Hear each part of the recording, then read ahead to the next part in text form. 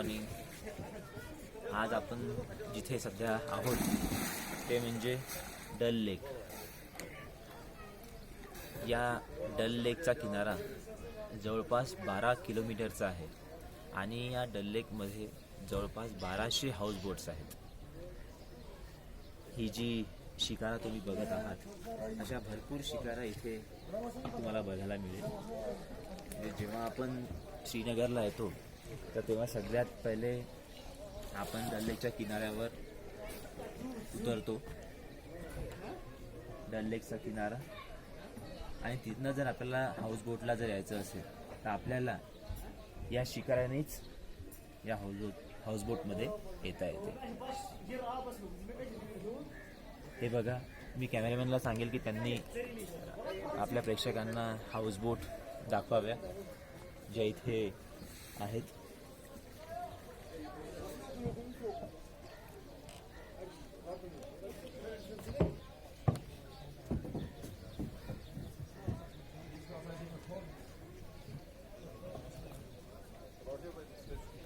या हाऊसबोट आहेत टोटल घाट नंबर 12च्या हाऊसबोट्स.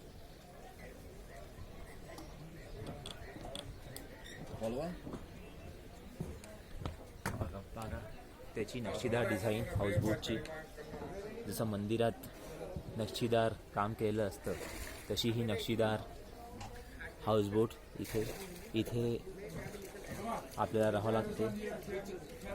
या हाऊसबोटमध्ये 3 ते 4 रूम्स असतात. म्हणजे एका हाऊसबोटमध्ये जवळपास 3 ते 4 फॅमिली राहू शकतात.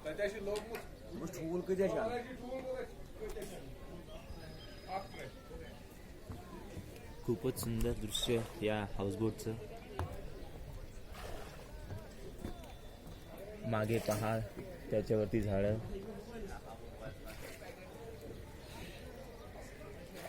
त्या पहाडाच्या वरती एक शंकराचार्याचं मंदिर सुद्धा आहे. मी कॅमेऱ्यांना विनंती करेल की त्यांनी आम्ही ज्या हाऊसबोटमध्ये राहिलो आहे तिथली व्हिडिओ शूट करावी.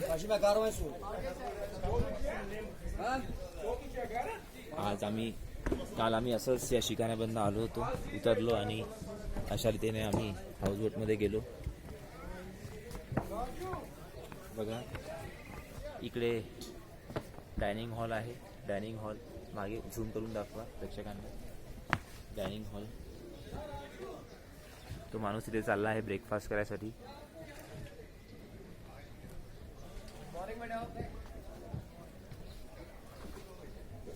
ही एक छोटी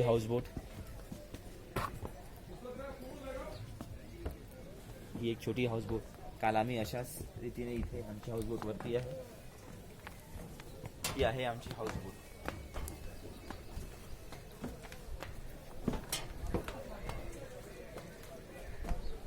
हे आहे हाऊसबोटचं मेन गेट. खूपच नक्षीदार रित्या इथे ही हाऊसबोट तयार केलेली आहे.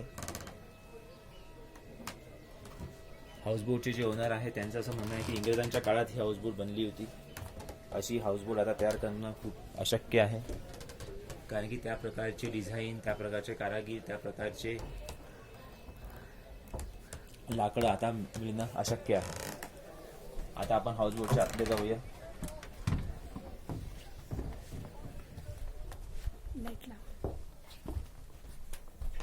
हे हाऊसबोट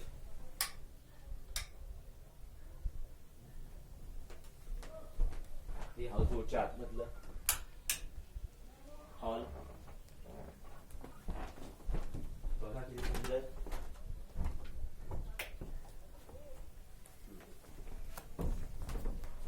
हा हाऊसबोटचा हॉल. इथे टीव्ही सुद्धा आहे.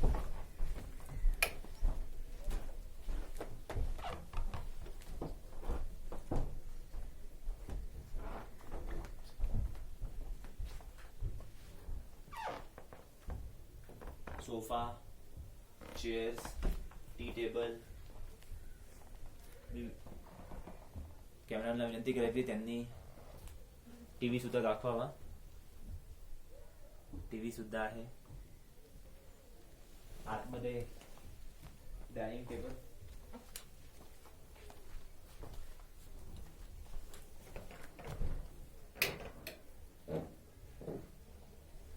टेबल, फ्रीज, सगळ्या प्रकारच्या सोयी सुविधा इथे आहेत.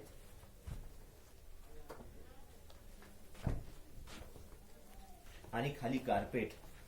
आता तुम्हाला माहितीच असेल श्रीनगरला थंडी किती असते, तर इथे काश्मीरी जे कार्पेट आहे ते तिथे टाकलेले आहे.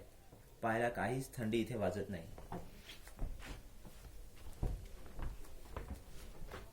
बघा कार्पेट किती सुंदर, नक्षीदार.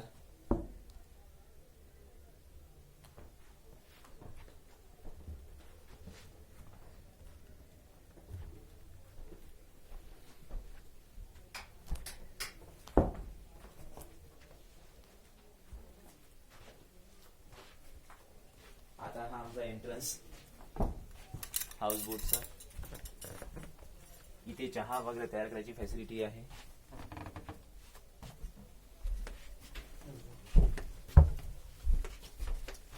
आता आपण हाऊस बोटच्या आतमधल्या रूम मध्ये जाऊया.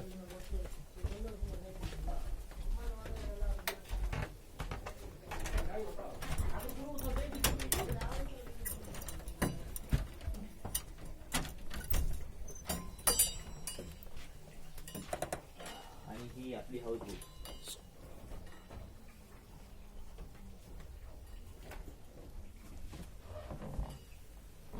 ही बघा हाऊस बोटची रूम. आतमध्ये फॅन, लाईट्स, सगळ्या प्रकारच्या सोयी सुविधा इथे आहेत.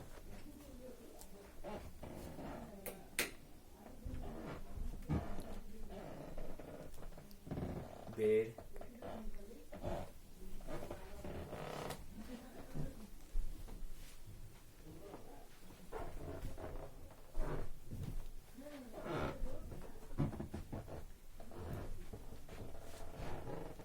झोपायला छान बेड.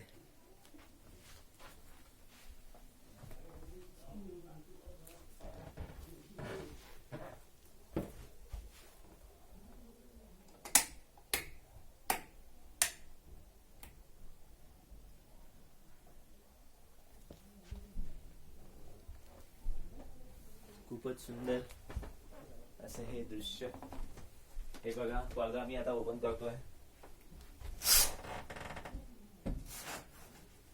सुद्धा तुम्हाला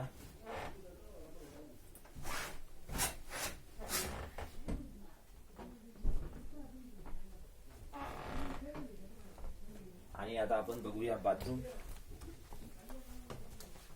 खूपच सुंदर असं बाथरूम इथे आहे, जिथे लॅट्रिनची व्यवस्था, बाथ टब आहे. आता तुम्ही विचार करत असाल की बाथ टब का बरं आहे, तर बेसिकली हा बाथ टब यासाठी असतो की आपण जर आंघोळ करू तर हे जे पाणी फ्लोअरवर येऊन जाईल, म्हणजे ते लाकड त्यांनी खराब होऊ शकेल. तर त्याच्या जागी त्यांनी बाथ टब दिलेला आहे. म्हणजे बाथ टब मध्ये झोपून आपल्याला आंघोळ करायची नाही आहे, तर बाथ टब मध्ये उभे राहून आंघोळ करायची, म्हणजे जेणेकरून ते पाणी जे आहे ते डायरेक्ट खाली जाईल.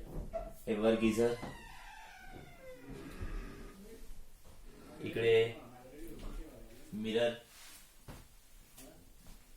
सगळ्या प्रकारच्या सोयी सुविधांनी उपलब्ध ही हाऊसबोट, अशी सुंदर हाऊसबोट इथे आहे.